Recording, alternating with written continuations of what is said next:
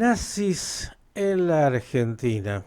No es un tema nuevo, pero siempre tiene nuevos capítulos, sobre todo a partir de decisiones de desclasificar información que estaba ahí, que la conocían algunos, pero que hoy está accesible al público en general. Seguramente usted escuchó de esta información de las últimas horas. Seguramente gran parte de este material no es nuevo para un especialista, un enorme investigador histórico que es escritor, que es periodista y que dirige, a partir también de producir, unos informes que seguramente usted ha visto y si no, lo invito a que lo haga, los informes de Canal 26, historias del Canal 26, donde muchas veces aborda una de sus especialidades, que es el tema de los nazis en Argentina. Me refiero al periodista Marcelo García, a quien ya mismo estoy saludando. Marcelo, ¿cómo estás? Miguel Stoyerman te saluda. Hola Miguel, ¿cómo estás? Un buen día. Un gusto estar acá con Igualmente, usted. gracias por estar con nosotros. A ustedes, a vos. Marcelo, como decía, no es un tema seguramente que para vos es nuevo. Hemos visto muchas veces que has abordado este tema. Eh, ¿Qué dirías de lo que se sabe hoy de esta información? Empecemos con lo general. Bueno, tal como estás diciendo, Miguel, digamos, la mayoría de la documentación que fue liberada al público ahora a raíz de esta decisión del gobierno no es necesariamente nueva. De hecho, yo la he podido consultar desde hace bastante tiempo en el propio AGN, en el Archivo General de la Nación, donde se encuentra archivada este tipo de documentos. Pero me parece que es más que bienvenido, ¿sí? Sobre todo en estos tiempos, en los momentos en que corren, que como siempre tenemos que estar muy atentos, muy alertas, con todas las luces prendidas, porque estas cuestiones no se diluyeron con la muerte, con la partida de todos estos personajes que pulularon por diferentes partes del mundo, pero lo que más nos interpela a nosotros es su paso por la Argentina, ¿no? Digamos, creo que tenemos que celebrar que se haya puesto en público conocimiento, que la gente en general pueda acceder, que se pueda bajar esos documentos. Es muchísimo, son 7 folios que reúnen en total 1858 páginas en total, ¿sí? Allí tenés de todo, ¿sí? Tenés documentación de pesquisas de la justicia, de la policía, del Ministerio del Interior, del Congreso. También hay recortes periodísticos que también son signos de una época, muestran cómo se trataban los temas en determinados momentos, ¿no? Así que creo que es más que bienvenido y a uno también le ha servido, yo pude bajarlos todos esos documentos. Muchos los estamos viendo ahora compartiendo algunas imágenes. Este, por ejemplo, el de Mengele, el dossier de Mengele, ese está tomado directamente, no es de la desclasificación, sino yo lo tomé personalmente, estas fotografías, en el Archivo General de la Nación hace un tiempo. Y a uno le permiten ir encontrando algunos detalles o refrescar algunas cuestiones. Y creo que de vuelta, insisto, creo que más que bienvenida la desclasificación, por decirlo de algún modo, de esta documentación. Marcelo, Adolf Eichmann, Joseph Mengele, Joseph Schwarzenberg, Martín Bronfman, Walter Kunzmann y Prievke y tantos otros llegaron a la Argentina. Ujú. A ver, ¿qué dirías respecto de esa época histórica, de cómo ingresaron? ¿Hubo complicidad? ¿Hubo algún tipo de entusiasmo por parte del gobierno de la época de que pudieran refugiarse en la Argentina? ¿Cuánto tuvieron que esconderse y cuánto no? Mirá, tiene varias aristas la respuesta, ¿sí? Por supuesto que no podemos dejar de arrancar por el principio propiamente dicho, y es que la gran oleada de nazis fugitivos de posguerra se dio a partir del año 1946. Eso coincide con el momento histórico de la llegada al gobierno no digo el poder porque ya lo tenía anteriormente, pero sí concretamente al gobierno como presidente del coronel Juan Domingo Perón. Esto es un hecho insoslayable, está totalmente demostrado, se había articulado una red especial desde el viaje de Eva Perón a Europa en 1947 que estaba, entre otras cosas, Eva tuvo otras misiones también, pero entre otras cosas para dejar establecida esa red de seguridad, de vías de escape para muchos nazis, prominentes la mayoría, hacia el cono sur de América, pero fundamentalmente hacia la Argentina, ¿sí? De hecho, Eva Perón deja establecidos en Génova, en su paso por Italia, y en Berna, en su último paso por Europa en Suiza, a una serie a un equipo de gente afín a los intereses del nazismo en los consulados argentinos, ¿sí?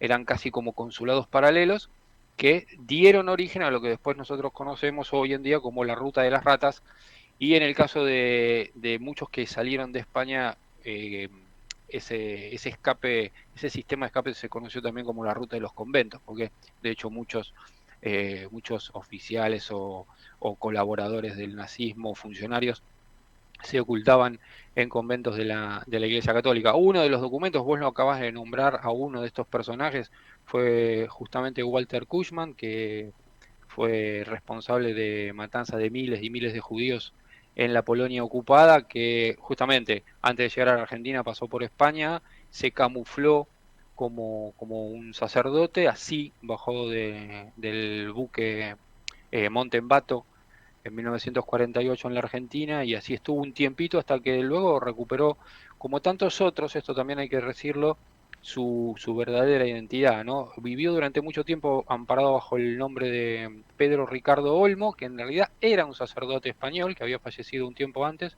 Él tomó ese alias y así llegó a la Argentina. Esto por un lado, digamos, sí Marcelo, hubo, antes sí, de seguir, porque es apasionante escucharte, quiero volver a este dato que dijiste que es conocido, pero que me parece central.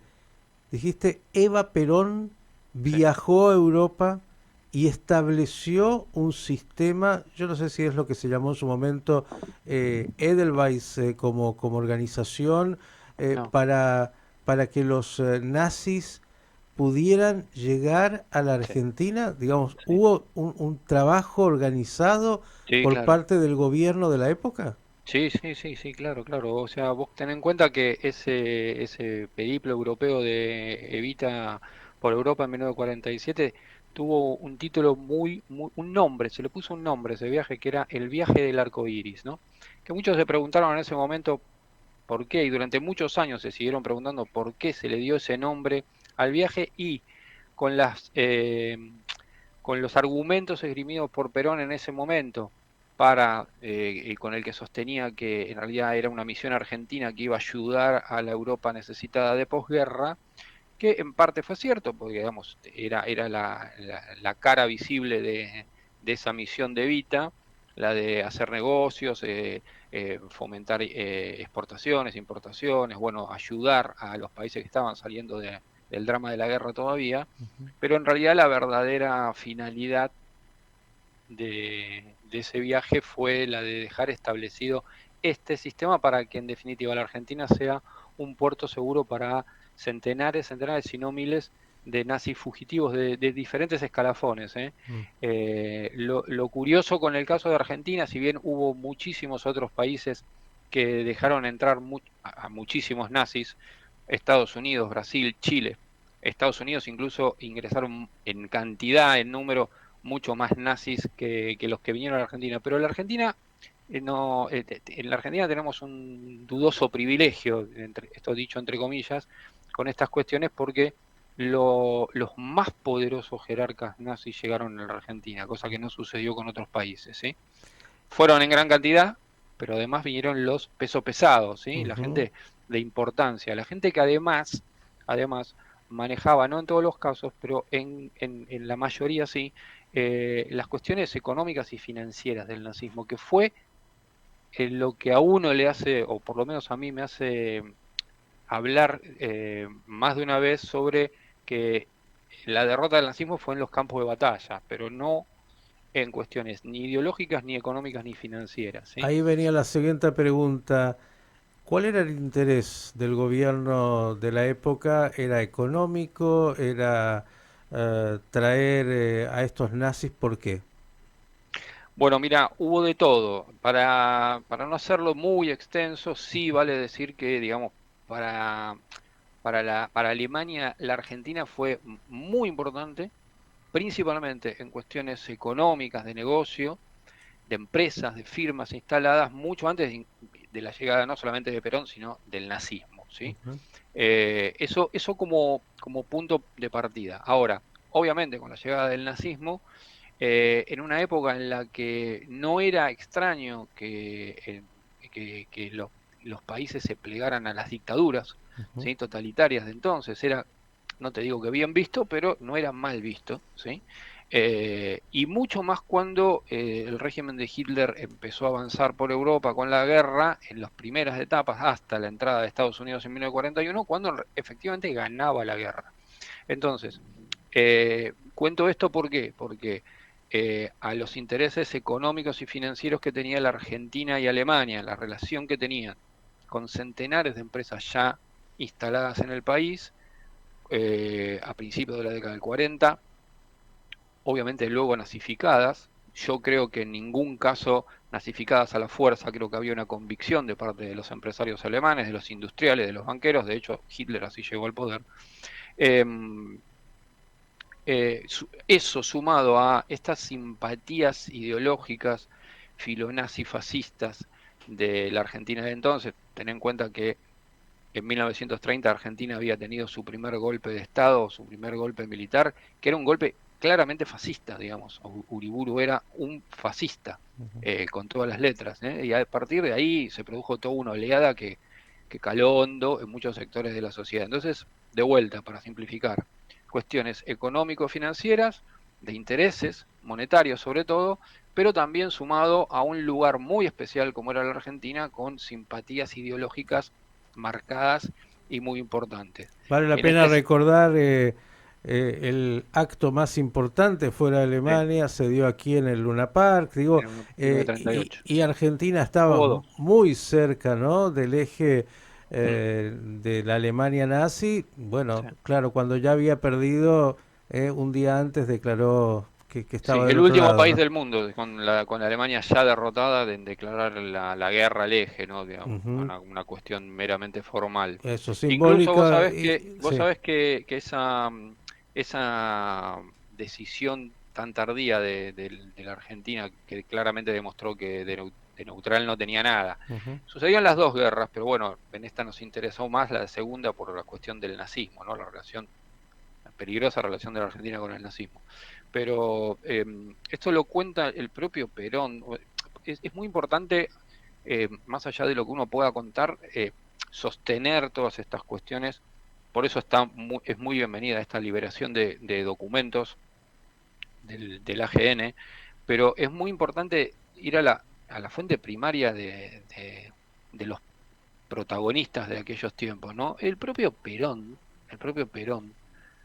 cuenta en sus memorias escritas, eh, lo cuenta él, que se tomó esa decisión tardía de declararle la guerra a los alemanes justamente para hacer más negocios y beneficiarse mucho más todavía de la relación argentino-alemana de entonces. ¿Por qué? Porque al ser un país beligerante,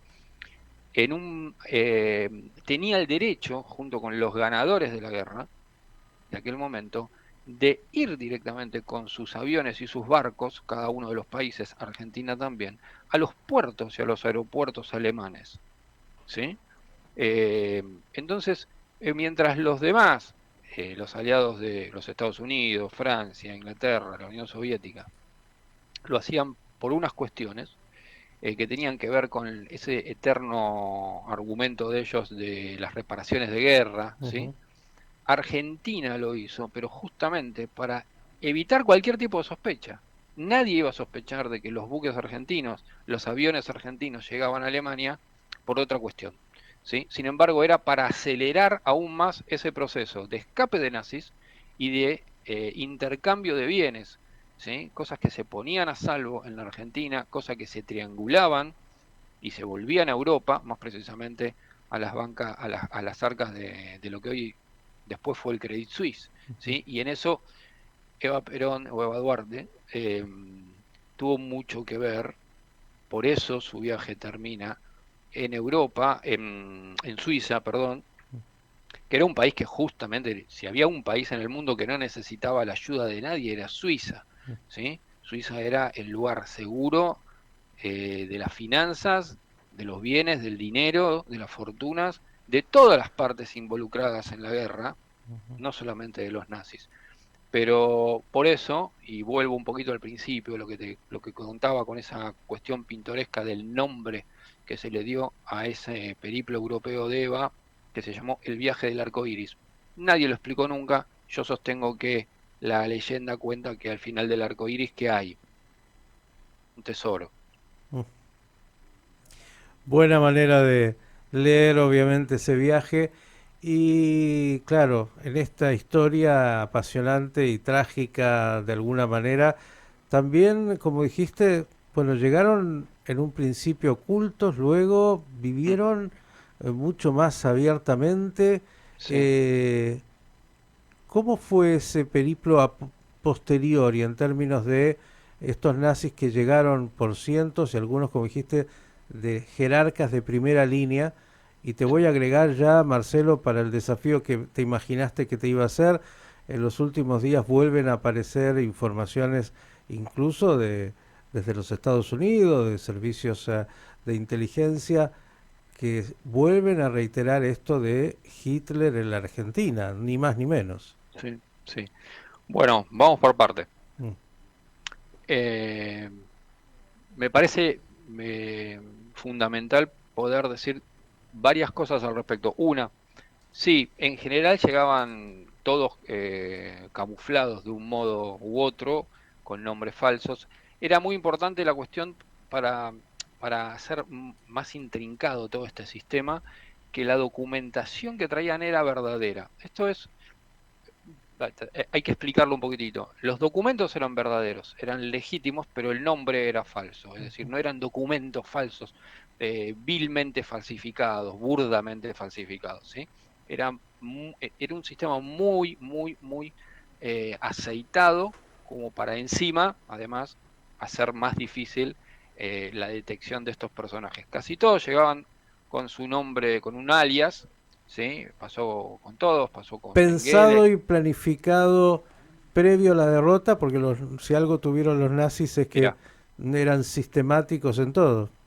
mira, no solamente los nazis, sino la parte argentina, ¿no? La parte colaboradora argentina que fue fundamental. Uno de los actores principales para que ese sistema funcionara, yo te diría a la perfección, porque de hecho Ujú, muy pocos fueron extraditados. Yo te diría que el que me viene a la mente es Joseph Schwamberger, ujú. que hay material, has pasado algo recién en unas imágenes de algo que yo te he pasado también. Pero los demás lograron sortear como fuera, por diferentes motivos, o incluso por su propia muerte, el accionar de la justicia, ¿no? Entonces, funcionó perfecto ese sistema. Respecto de la parte organizativa de la Argentina, mira, está dentro de esta documentación que fue desclasificada. A mí no me sorprendió porque yo, insisto, ya lo había fotografiado directamente de los originales en el AGN. Hay un documento que habla sobre una reunión que tuvo lugar a mediados de 1944 en el Hotel Maison Rouge en Francia, en Estrasburgo, que todavía estaba ocupada por los nazis, ¿sí? Los nazis en ese momento, pese al discurso oficial, puertas para afuera, a la propaganda nazi, sabían que perdían la guerra. Mediados de 1944 sabían que tenían perdida la guerra. Esa reunión se organiza a instancias de Hitler, que no estuvo presente, sí estuvo Bormann, sí estuvo Himmler, el jefe de las SS, Martin Bormann era el viceführer, digamos, y el hombre que manejaba los números, las finanzas del nazismo.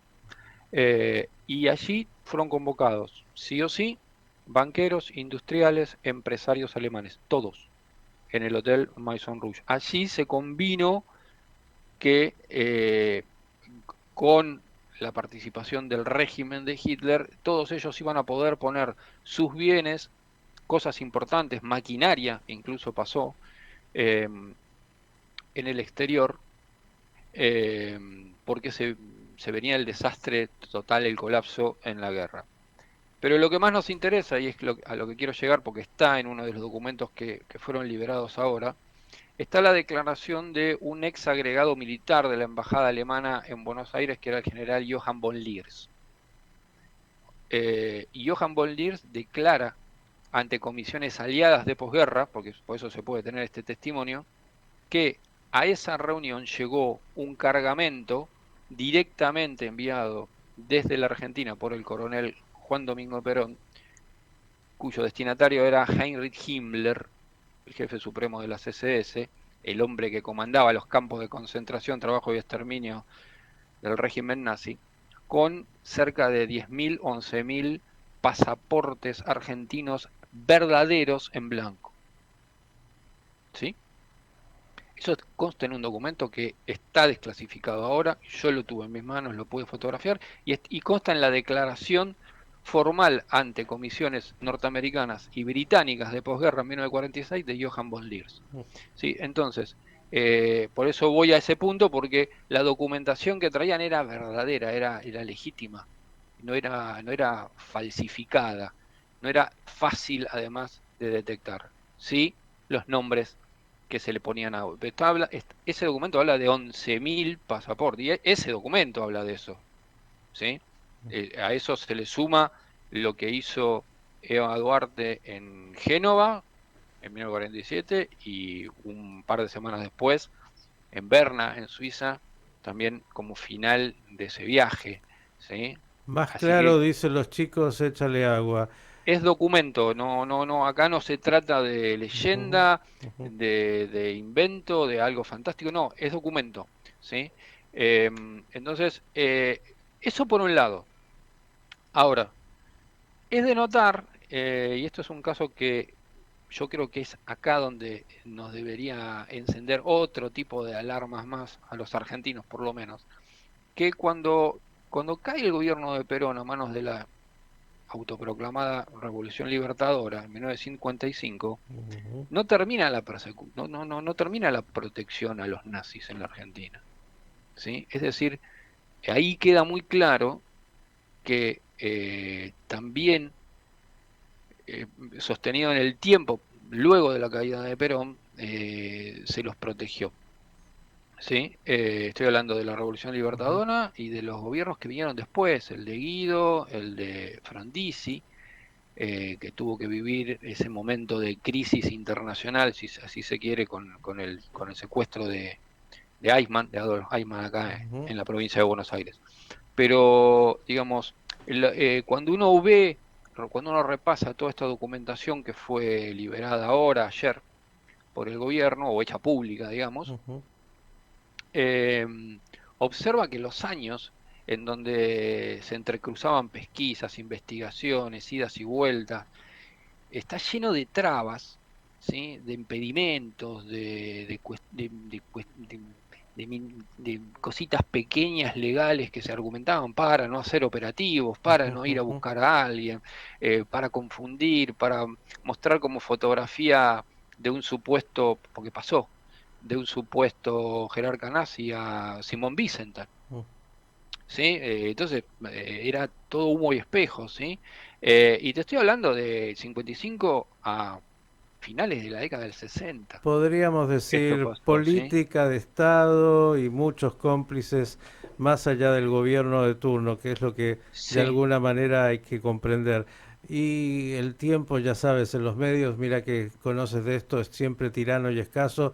Es sí, apasionante, Marcelo, escucharte. Yo quiero invitar a la audiencia a que busque los informes de Marcelo García, que son realmente gracias. documentos históricos, cada uno por sí mismo, de investigación.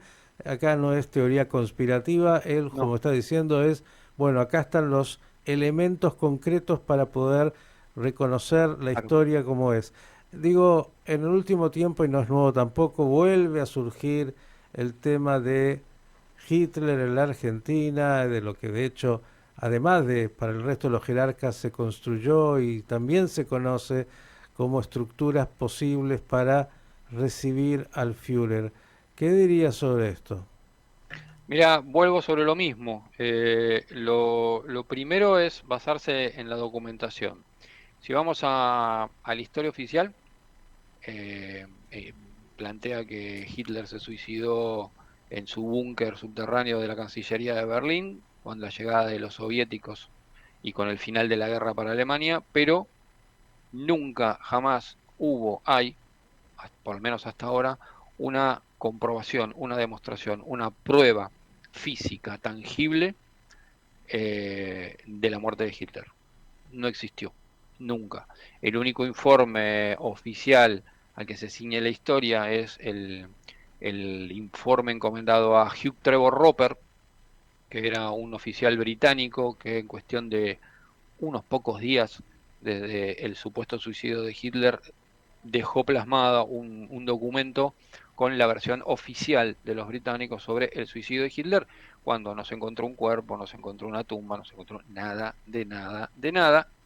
Y en contrapartida, eh, hoy contamos, yo los tengo, con documentos desclasificados tanto de los Estados Unidos como de la inteligencia británica, y también algunos documentos de la época, te hablo de mediados de 1945, aunque son menos, de la Armada Argentina. ¿Sí? La Armada Argentina que estaba prácticamente al margen de todas las maniobras de llegadas de submarinos alemanes, de lobos grises alemanes a las costas bonaerenses y luego de la Patagonia. Te estoy hablando de julio, agosto de 1945, cuando ya hacía 2, 3 meses que para Alemania había terminado la guerra. Esos avistajes, esas llegadas de submarinos están constatadas en documentos oficiales de la Marina que yo tengo. ¿Y la Marina por qué denunciaba esto? Porque en general en su inmensa mayoría, los oficiales y suboficiales eran proaliados, ¿sí? Y estaban como al margen de estas maniobras. Pero todo esto está constatado y en muchos de esos documentos, lo desclasificado por los Estados Unidos, no quiero exagerar, pero deben ser cerca de unas 700 páginas, yo tengo todas recopiladas, en casi todas se habla de la supervivencia de Hitler y del seguimiento de Hitler. Como en todos los casos y como sucede en todas las desclasificación de cualquier tipo de documento sobre cualquier personaje histórico, hay que separar la paja del trigo, ¿sí? Por supuesto que hay documentos que son claramente de poco valor, poco creíbles, a eso me refiero, y hay muchos que eh, como decíamos con esto de la desclasificación o el hacer público los papeles de la relación de Argentina con el nazismo, a veces están hechos a propósito para confundir. Pasó también, y aunque no tenga que ver, pero sirve como ejemplo con los documentos desclasificados recientemente por Donald Trump sobre el asesinato de Ujú. Kennedy, ¿sí?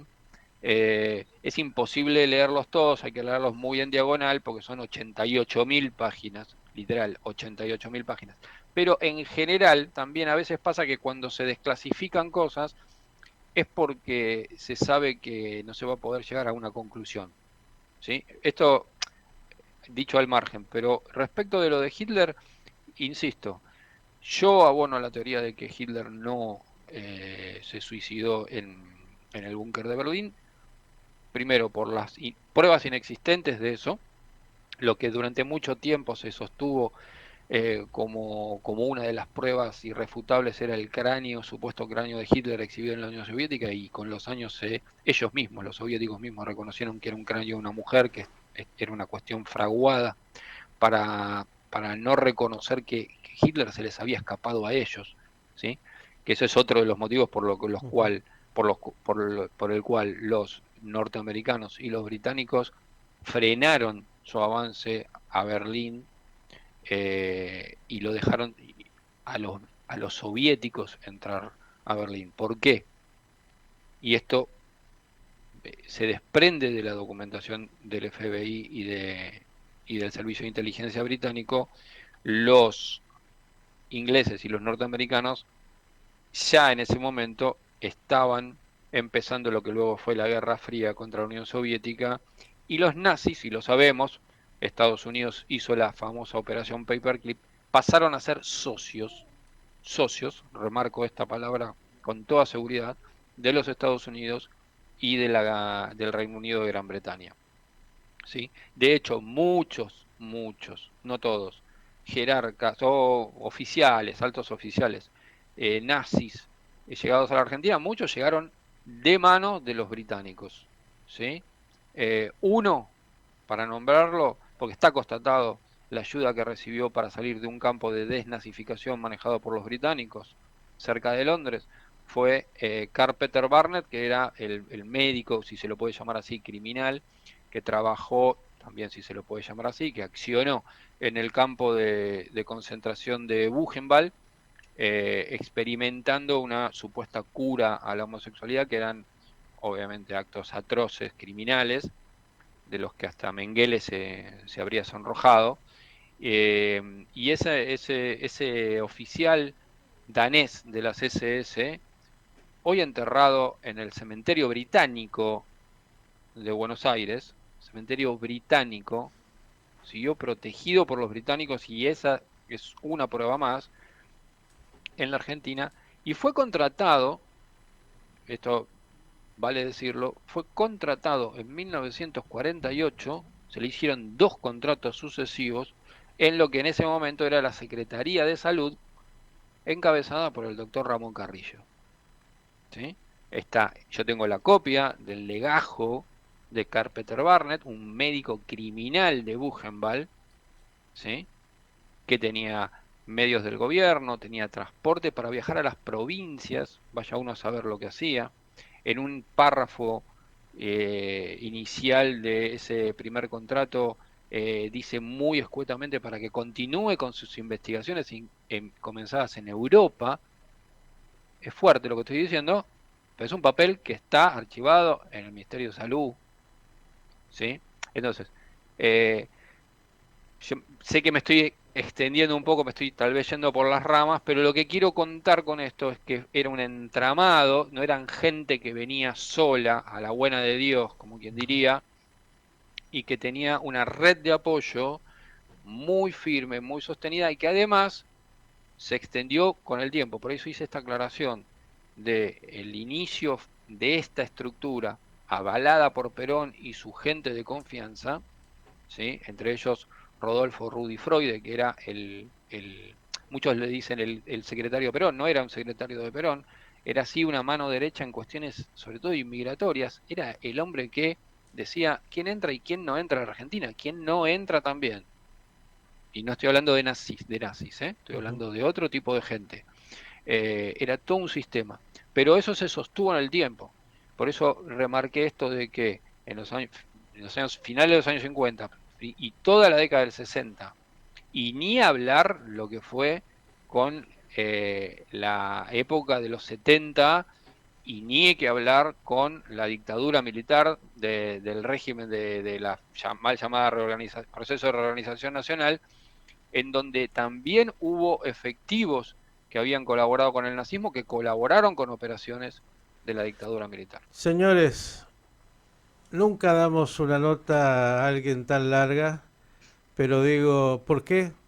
Porque estos informes de Marcelo García y todo lo que él conoce en documentación, en los archivos, en la investigación, amerita que sean conocidos cada vez más. Vamos a ver si algún sponsor, Marcelo, te puede convocar a que tengamos estos informes aquí en Radio High, pero son tan importantes para conocer este entramado que, como dijiste, trascendió en el tiempo, en distintas épocas, Sí, y donde la Argentina participó de manera muy, activa. muy activa para que estos nazis, estos jerarcas nazis y Sí, otros tuvieran amparo aquí, y seguiremos investigando, como dijiste, lo que es, incluso si el Führer, Adolf Hitler, pudo haber llegado a estas tierras y también claro, haber recibido ese amparo. Marcelo, por el claro que sí. momento, solo agradecerte e invitar A ustedes. nuevamente a la audiencia a que te siga, porque tu tarea en la investigación periodística, sobre todo en estos temas como en otros, pero en este tan cercano, es realmente imprescindible. Gracias, hasta la próxima. No, a vos, agradecido, un placer como siempre estar con ustedes. Gracias. Marcelo García, ¿lo escucharon? ¿Entendieron? No, no, no fue así que llegaron, como dijo, no, de casualidad, escondidos. No, no. Hubo todo un plan organizado para que los jerarcas nazis llegaran a estas tierras y vivieran con absoluta no solo impunidad, sino que incluso algunos muy activamente colaborando con actividades de los gobiernos de la época.